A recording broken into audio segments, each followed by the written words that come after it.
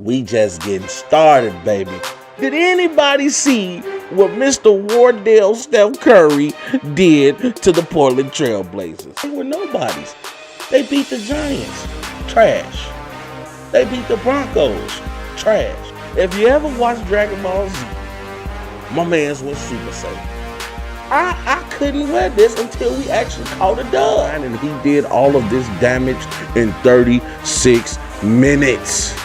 Let that sink in. They beat the Eagles, trash. The Cowboys, trash. The Bengals, trash. The Jaguars, trash. Yes, ladies and gentlemen, you heard it here on Rob's 2 Cents. My good people, my good people. Hello, world. I'd like to welcome you guys back to the show that's hot with your boy, Rob Scott. This is Rob's 2 Cents. What's going on, everybody? Hope everybody had a great week. It's been a pretty quick week. It's been long, but the week moved very quickly. And I can say I'm very happy about that. Couldn't wait for the weekend. Woo, I've been a little stressed at work, boy. Let me tell you guys, I can't wait till I'm doing this full time, man, because this is where my heart is at. This is where my passion is at, talking sports. We saw some big things happen this past week, particularly in the NBA, as we saw the end of the NBA trade deadline. We're going to get into a lot of that. We're going to talk about who was moved, where they were moved, and who were the winners of these trades. But before we get started, I got to start off with a little small talk. I just seen the Justice League movie. I know I'm late to the party, y'all, but let me tell you, that movie was phenomenal. It was 4 hours long. Don't get me wrong, it was long, but it told such a great story. Definitely not what the first movie, told.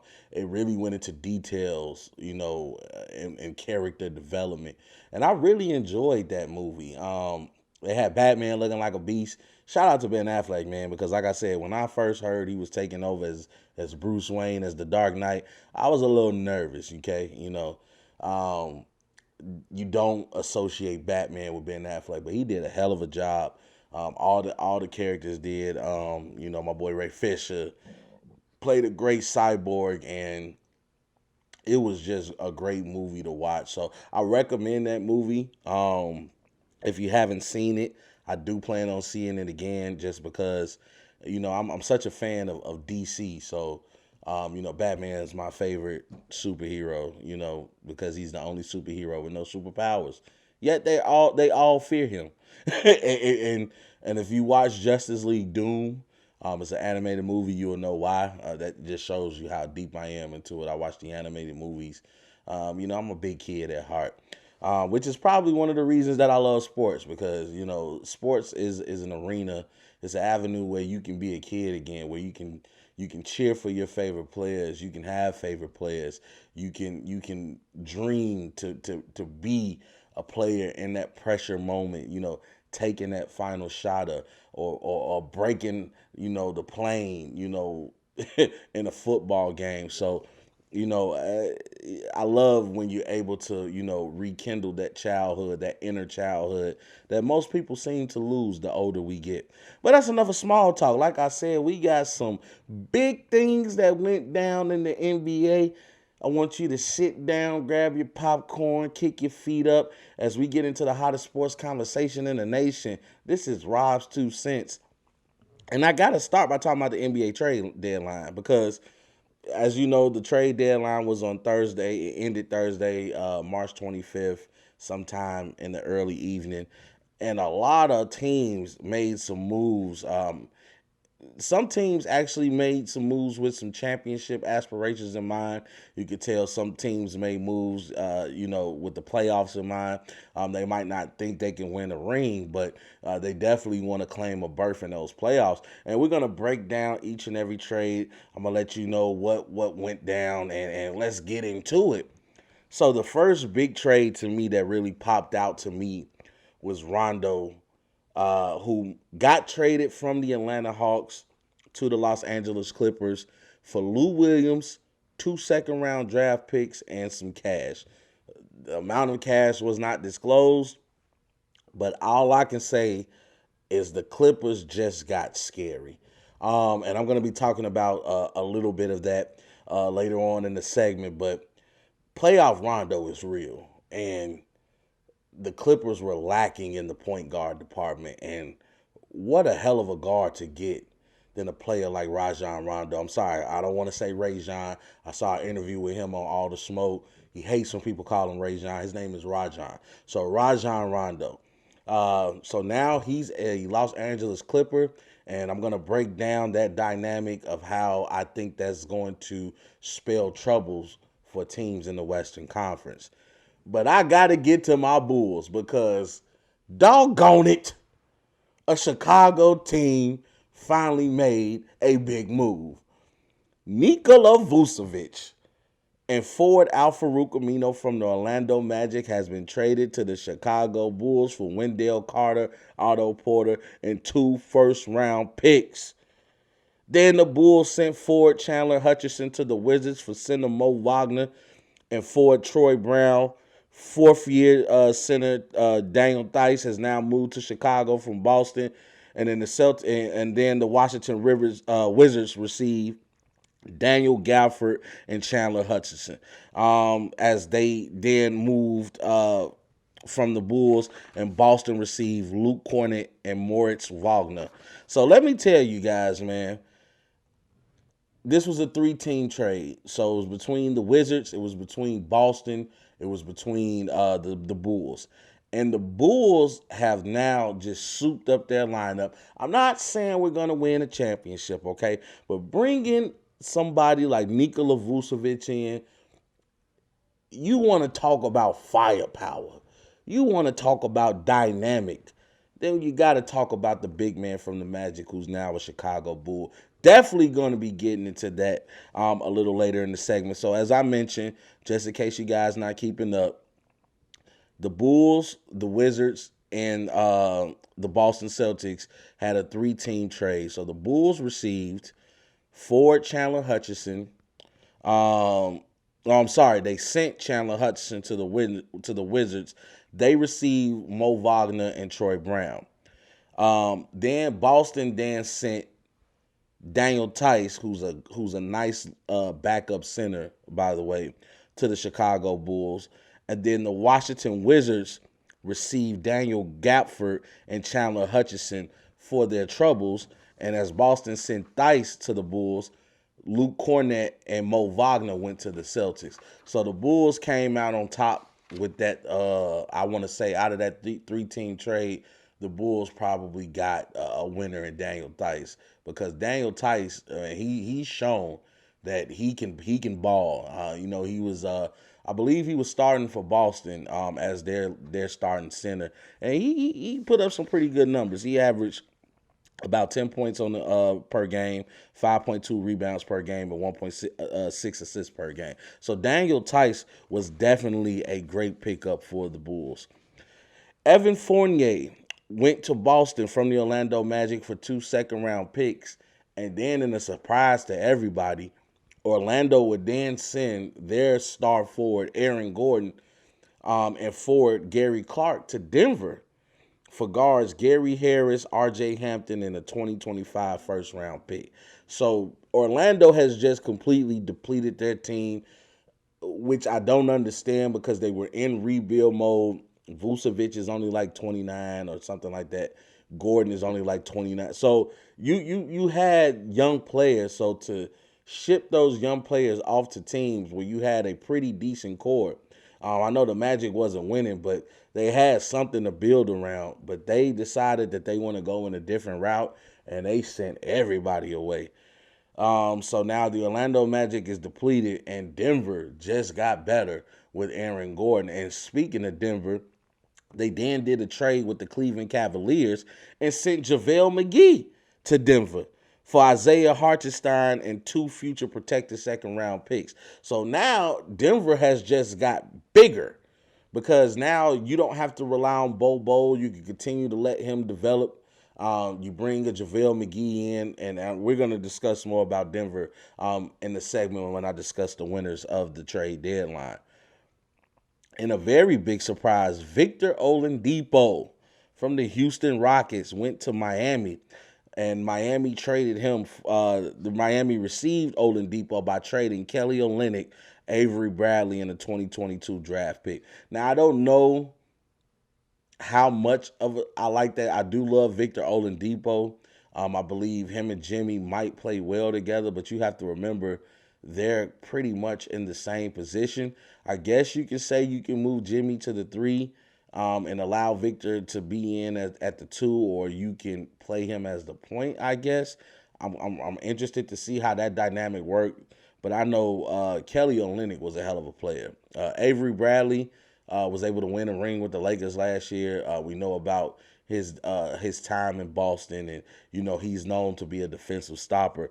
I haven't heard too much about Avery Bradley this year, but I know Kelly Olynyk. I've personally watched Miami games where if it wasn't for him and Jimmy, I don't know where Miami would be right now. So I don't know how excited I am about the Victor Oladipo trade. However, I'm happy for Victor Oladipo to get out of that hellhole called Houston, because no offense to Houston, the city, but the Houston Rockets team are trash. I mean, trash. It makes no sense how bad they are. I almost feel sorry for John Wall, and I'm glad he's taking it like a champ right on the chin, because Houston, man, what they got up to about 10 games straight losing streak. It's ridiculous how many games they lost. The New Orleans Pelicans add more shooting. I know they lose shooting as they trade J.J. Redick and Nicola Melli to Dallas. They got more defense as they welcome James Johnson in. They also received Wes Iwundu and a second-round pick. The Pelicans also opted to not trade Lonzo Ball. So they still have their point guard. They just bought in James Johnson, who will bring them a little bit more toughness, a little bit more defense, because scoring is not what the Pelicans need. The Pelicans need defense. That's their problem. I think they're in the top 5 or top 10 of highest offensive rated teams. Excuse me. However, they can score, but they can't stop you from scoring. And that's where the problem lies. I mean, I think James Johnson will also help bring a little toughness to somebody like Zion. We know James Johnson is a black belt. Definitely going to be on this team as an enforcer. And the Pelicans might have a little bit of playoff life left in them. Kyle Lowry will stay a Raptor, ladies and gentlemen. The Raptors decided not to trade Kyle Lowry. From what I was understanding, that the Lakers were very interested in acquiring Kyle Lowry. They were offering Dennis Schroeder. I think they were offering one of the Morris twins. But the Raptors wanted THT. They wanted Taylor Horton Tucker. And the Lakers said no. We're willing to play ball. Not the Morris twin. I'm sorry. They were looking to trade Marc Gasol and Dennis Schroeder. But the Raptors wanted THT. And the Lakers said no. And with the Lakers denying them that, the Raptors decided to keep Kyle Lowry, so he'll be a Toronto Raptor at least for the rest of this season. As I mentioned in one of my earlier shows, LaMarcus Aldridge and the Spurs were in talks about him having a contract buyout, and they have now officially completed the buyout of his contract. So now LaMarcus Aldridge joins Andre Drummond as one of those big-time free agents that teams are still looking at to look into the buyout market and to bring them in as a free agent. The Golden State Warriors have made a pair of trades as they send Brad Wanamaker to the Charlotte Hornets and forward Marquise Chris, who's been out of the lineup, to the San Antonio Spurs. He's been out of this lineup due to a broken leg, so I doubt he comes back this season, but he has been moved to the San Antonio Spurs. Then, speaking back on the Raptors traded backup guard Matt Thomas to Utah for a draft pick. And per Blake Murphy, I'm saying his name right. Per Blake Murphy of the Athletic, the pick is the Golden State second round pick in 2021. So the trade that they did, that the Raptors sent backup guard Matt Thomas to Utah for, is for a 2021 pick that they received from the Golden State Warriors. It's going to be a second round pick. And then there was another three-team trade between the 76ers, the Knicks, and OKC. The 76ers got George Hill, and the Knicks forward Ignas Brazdeikis. I hope I'm saying his name right. Now, so the 76ers get George Hill, and they got the forward Ignace.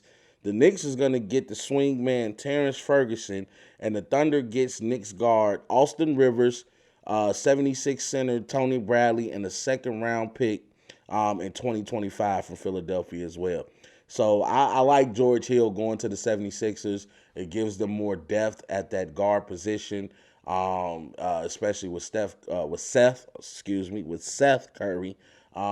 Being in and out of the lineup with a little injury, also with COVID. So you have a little bit more stability at that guard position, and I really feel like if Joel Embiid is able to come back to MVP form, the 76ers and the Brooklyn Nets are going to be the creme de la creme of the Eastern Conference. Then Nemaha Bjelica will now be joining the Miami Heat as the Kings has traded him for forward Mo Harkless and Chris Silva. So I like Bjelica going to the Miami Heat. He's going to bring more shooting.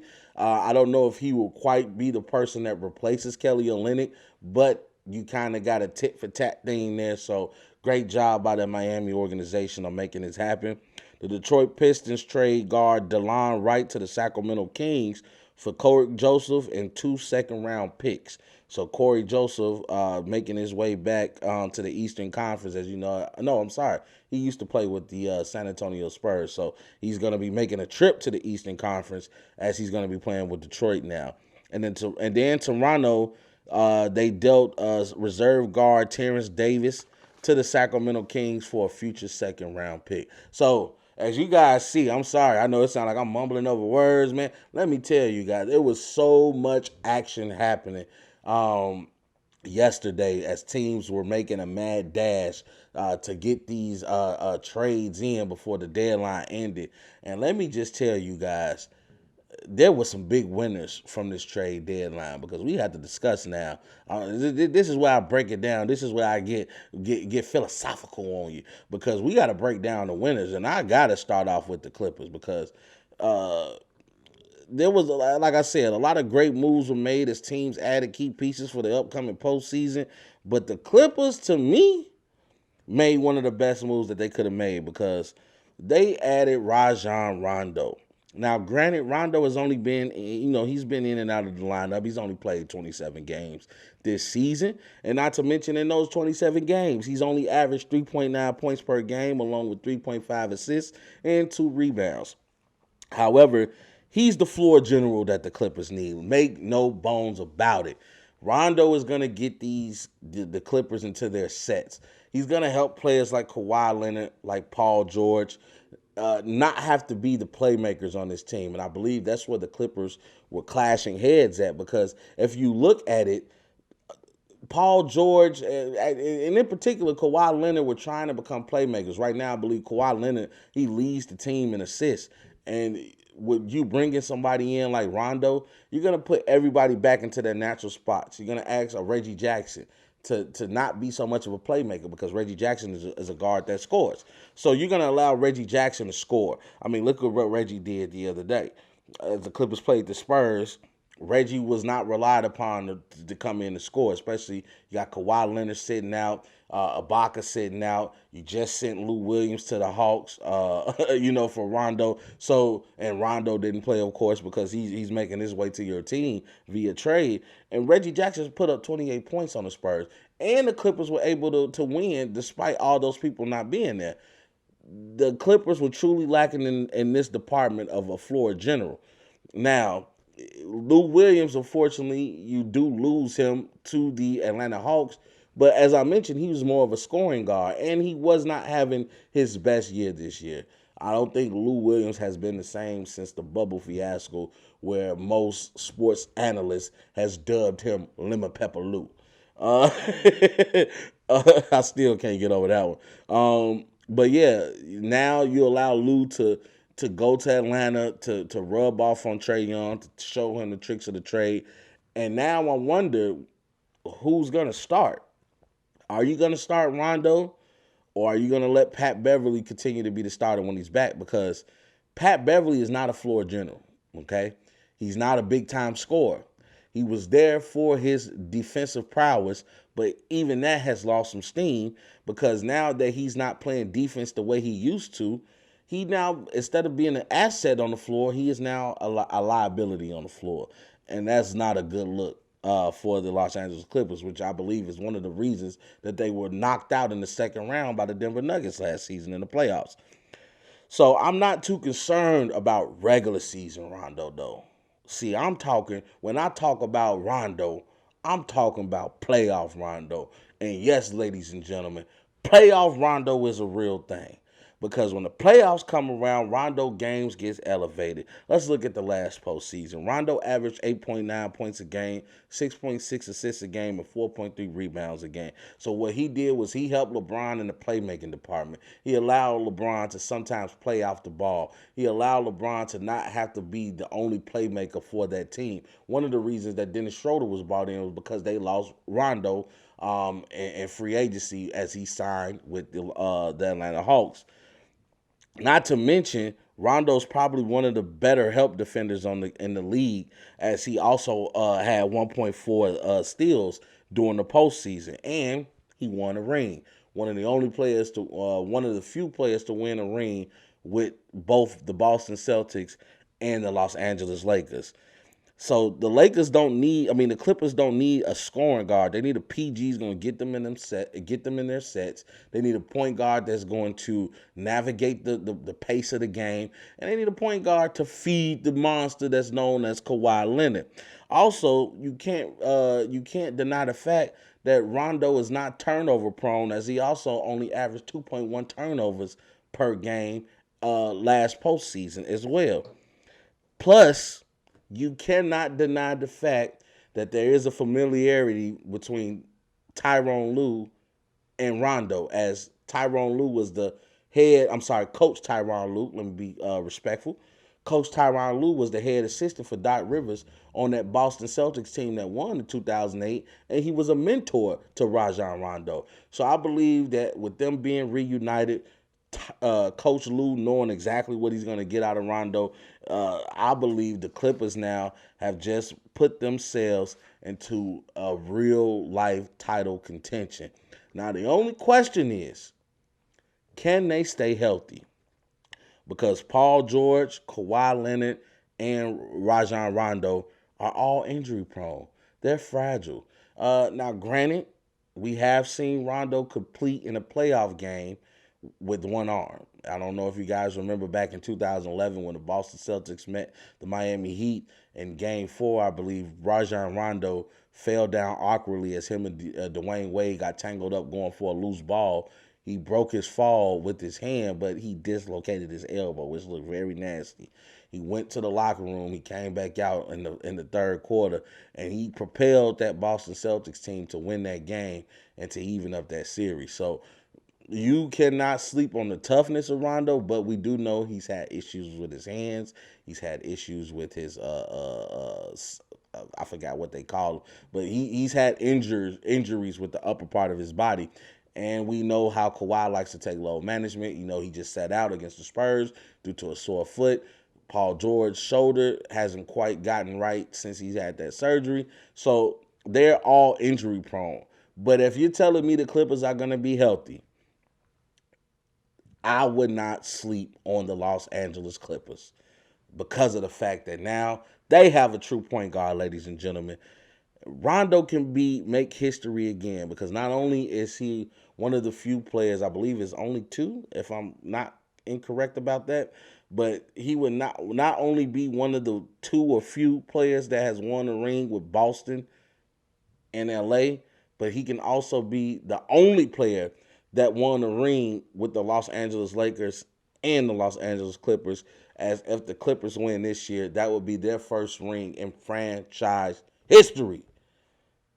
Got a lot to keep our eyes on with these Los Angeles Clippers. Not to mention, they are looking at the buyout market at LaMarcus Aldridge and Andre Drummond. So I would say LaMarcus would be a better choice because of his scoring. You could bring him off the bench. He's a great perimeter shooter. He's great down low. LaMarcus can get his own shot in the post. I believe LaMarcus will be a great addition to this team. So just something to keep our eyes on when we're talking about the Los Angeles Clippers. But I got to get to my Bulls. As y'all know, I'm from Chicago, Shot City. Ride with me. Let's take a ride. Because the Bulls won big. Because if you want to talk about firepower, as I mentioned, Vucevic is firepower. He's been a beast this year. He got his second All-Star nod and putting up huge numbers. He's averaging a career best 24.5 points per game, along with 11.8 rebounds. That pick and roll combination with Zach LaVine, who's also received his first All-Star nod, and himself is averaging 28.1 points per game, is going to be hard to guard. He is just what the doctor ordered as the Bulls prepare to try to make a playoff run as they currently sit in 10th place in the Eastern Conference and hope to make their first appearance in the playoffs since 2017 when Dwayne Wade last played for us. The Bulls have also added Al-Farouq Amino and Daniel Tice, which now gives them size and depth at the forward and center positions. Great moves for the Chicago Bulls. I am so happy that we finally have somebody that's willing to spend a little money to bring some great players to this organization because Chicago is a big-time market, and I can never understand why we can never get players to come here. You get what you play for. You pay for cheap, you get bad. You pay for good, you might get great. But if you pay for great, you might win a ring, people. Let's keep on moving. Last but not least, I also really love the moves that the Nuggets made. Adding Aaron Gordon and JaVale McGee brings them size to combat against the bigger teams in the Western Conference, i.e. the Lakers, i.e. Utah. Even I can even say i.e. Phoenix because DeAndre Ayton ain't no little boy. Now, if we look at this projected starting lineup for the Denver Nuggets, it's a tough lineup. You got Jamal Murray, Will Barton, Michael Porter Jr., now Aaron Gordon, and the big man Nikola the Joker Jokic. Gordon is going to bring some much-needed firepower as Denver has been up and down this year. The former slam dunk champion is averaging 14.6 points a game and 4.2 assists a game and 6.6 rebounds a game. Not to mention he's shooting his highest percentage from distance in his career as he's averaging 37.5% from deep. Now, you also bring in a JaVale McGee who brings his championship experience as he's a 3-time champion, twice with the Warriors and 1 time with the Lakers last season. And he brings his defense to that second unit, and he allows Bol to continue his development, and he allows Nikola Jokic to get a longer break because they're not necessarily getting smaller because he exits the game, and Nikola, is not the best defender. So JaVale McGee is definitely going to be an asset to this team. The Mile High City definitely got better. I like Norman Powell going to the Trailblazers too, bringing more scoring to that team. And I don't want to say I love Victor Oladipo going to the Heat, but with them also getting Bielitsa, the Heat look to be a strong team too. However, the 3 teams that I spoke about, being the Bulls, being the Nuggets, and being the Clippers, I feel like they made significant improvements to their roster, and they're bound to make some postseason noise this season once the playoffs start. Got a couple quick hitters before the show ends.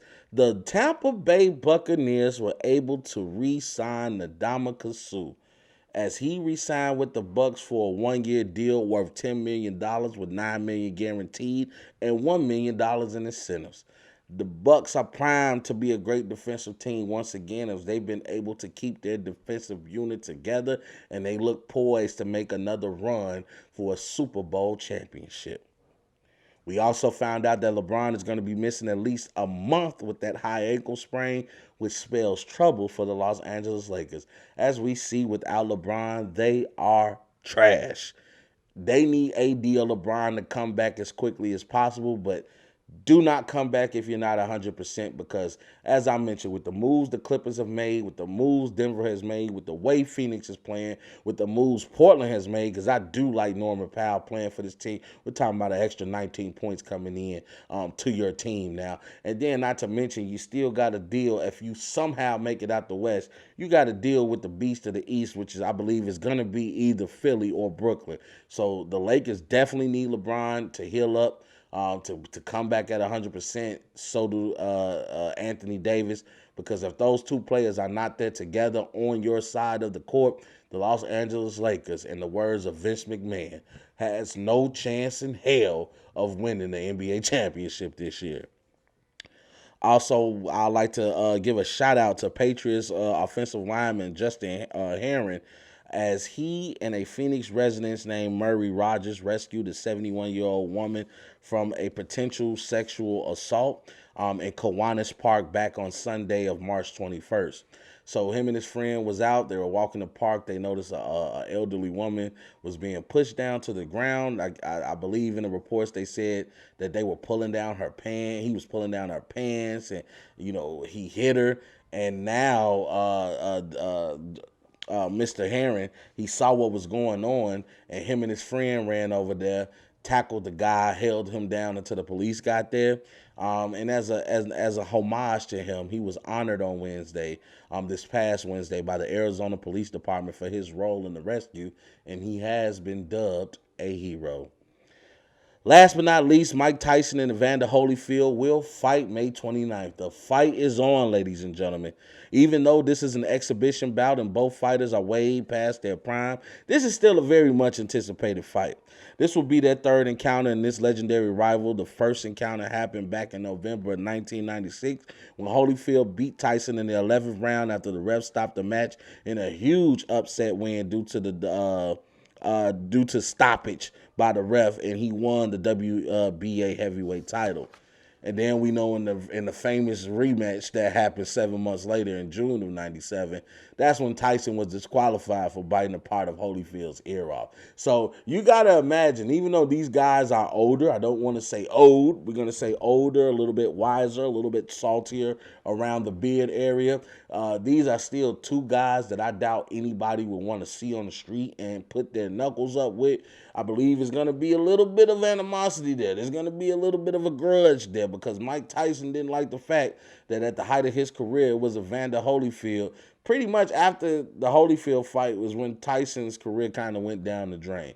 So I'm pretty sure Tyson's going to be looking to exact a little bit revenge. I doubt he takes it easy against him like he did against Roy Jones Jr. I think in this one we're going to see some real blows get thrown. And I'm actually excited to be watching this fight. I definitely will be tuning in, my good people. And that's the end of the show, y'all. I appreciate you guys for sticking around with your boy. I got to bring it to you on this Friday night. Hope you guys be watching this Saturday morning. Been a great show. Definitely can't wait to see these new players debut with their teams in the NBA.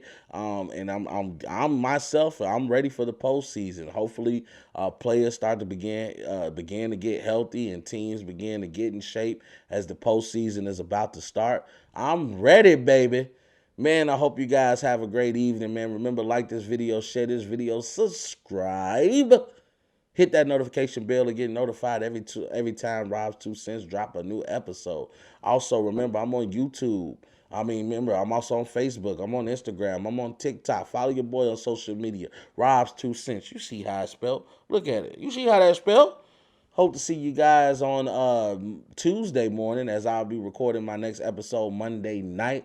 Hope you guys enjoy the weekend. Keep your feet up, relax. But remember, when Monday comes around, we got new goals to obtain, and it's time to obtain them.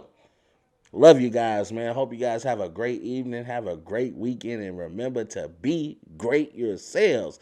And you know the slogan, baby. We gone. There's a bigger fight going on. There's a much bigger agenda than the streets.